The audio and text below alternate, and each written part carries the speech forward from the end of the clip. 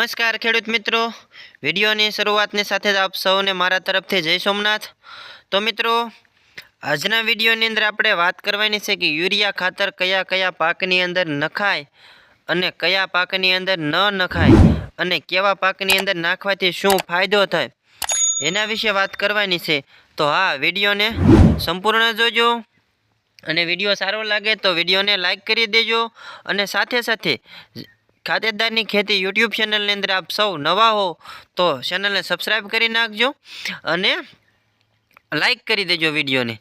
તો મિત્રો, હવે આપણે વાત કરીશું કે યુરિયા ખાતર કયા કયા પાકની અંદર નાખી શકાય જેથી કરીને સૌથી સારામાં સારું ઉત્પાદન મેળવી શકાય। તો મિત્રો, હું તમને બતાવું છું કે યુરિયા ખાતરને છે એ કૂપળાવાળું એટલે કે કોઈ પણ પાક લાંબા પાન થતા હોય એવા કોઈ પણ પાકની અંદર યુરિયા ખાતરને નાખી શકાય છે। લાંબા કેવા પાન થતા હોય, જો કે મકાઈ છે, જાર છે, ત્યાર પછી ઘઉં છે કે પછી ફૂગ ગમે એ પાકની અંદર આવતી હોય તો તે પાકની અંદર યુરિયા નાખી શકાય છે। અત્યારે આમ ગણો ને તો મગફળીનું વધારે વાવેતર થતું હોય છે, તો એક કમેન્ટ હતી કે મગફળીની અંદર છે યુરિયા ખાતર આપી શકાય। તો મિત્રો છે ને, મગફળીની અંદર છે યુરિયા ખાતર ન આપી શકાય। એનું કારણ હું તમને બતાવું છું કે યુરિયા ખાતરની અંદર છે ને 46% નાઇટ્રોજન આવે છે, 46% નાઇટ્રોજન આવે છે અને પ્લસ મગફળીને મૂળની અંદર છે એ નાઇટ્રોજનનો સંગ્રહ થાય છે। મગફળીના મૂળની અંદર છે એ મૂળ ગંઠિકા આવે છે, જેમાં નાઇટ્રોજનનો ખૂબ જ મબલક જથ્થો હોય છે, જેથી કરીને એ છોડને છે એ નાઇટ્રોજનની જરૂર પડતી જ નથી। તેથી આપણે છે એ મગફળીની અંદર છે એ નાઇટ્રોજન આપી શકાય નહીં।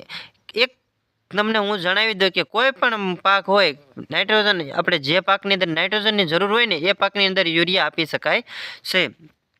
તો મિત્રો, કેવા કેવા પાકની અંદર નાઇટ્રોજનની જરૂર પડે એ હું તમને બતાવું તો છે એ કપાસની સાથે કપાસમાં આપતા હોય ને તો એમાં છે ને એ DAP સાથે મિક્સ કરી અને યુરિયા આપી શકાય છે। ત્યાર પછી મિત્રો છે ઘઉંની અંદર તો યુરિયા જ નખાય। આમ ગણો ને તો ઘઉંમાં પાયાના ખાતર સાથે જ એક DAP વાપરી શકાય છે, મહાધન કે કોઈ પણ ખાતર, પણ ઘઉંની અંદર છે પિયત સાથે યુરિયા ખાતર બહુ સારામાં સારું હિતાવહ રહે છે।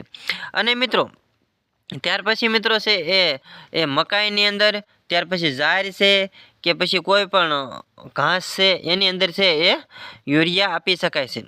તો મિત્રો, એક વાત કરવાની હતી કે બીજા પાકની અંદર આપવાથી યુરિયાનો ફાયદો થાય છે કે નુકસાન થાય છે।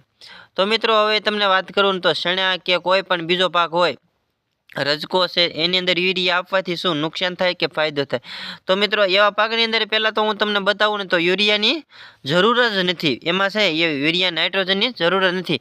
જો તમે યુરિયા આપશો તો છે એ નાઇટ્રોજનનું પ્રમાણ પાકની અંદર વધી જાય છે અને એ છોડ છે એ ખૂબ જ વિકાસ પામે છે। તો મિત્રો, વિડીયો સારો લાગે તો વિડીયોને લાઈક કરી દો અને ચેનલને સબસ્ક્રાઈબ કરી નાખો, કેમ કે મિત્રો આપણી ચેનલ એવી છે કે જેના ખેડૂતો, હું ખુદ ખેડૂત છું અને અનુભવ કરતો આપના સુધી માહિતી પહોંચાડતો હોઉં છું। તો વિડીયોને લાઈક કરી દો અને ચેનલને સબસ્ક્રાઈબ કરી નાખો। હું જે તમને ઇન્ફોર્મેશન માહિતી આપું છું એ અમે ખુદ માહિતીનો ઉપયોગ કરેલો હોય છે, ત્યાર પછી હું આપના સુધી પહોંચાડતો હોઉં છું અને યુટ્યુબના માધ્યમથી હું તમને છે ને એક સાચી અને સારો એવો માર્ગદર્શન આપતો હોઉં છું। માટે વિડીયોને લાઈક કરી દો અને ચેનલને સબસ્ક્રાઈબ કરી નાખો। ત્યાર પછી મિત્રો વાત કરીશું કે યુરિયા ખાતરની કિંમત શું છે અને હાલમાં કેમ એની અછત જોવા મળે છે। તો મિત્રો, બજારમાં છે એ 280થી લઈને 300 આસપાસ બજારમાં યુરિયા ખાતરની થેલી મળે છે અને એનો વજન છે એ 45 કિલોની બેગમાં જોવા મળે છે। તો મિત્રો, ત્યાર પછી મિત્રો વાત કરવાની કે યુરિયા છે એ કેવી રીતના છાંટવું જોઈએ। તો મિત્રો, કોઈ પણ પાક હોય, ઘાસ હોય કે બીજું કોઈ પણ પાક હોય, એની અંદર છે યુરિયા છે એ આમ દાણાદાર સ્વરૂપમાં આવે છે, તેથી પિયતની પહેલાં છે યુરિયાનો છંટકાવ કરી દેવાનો।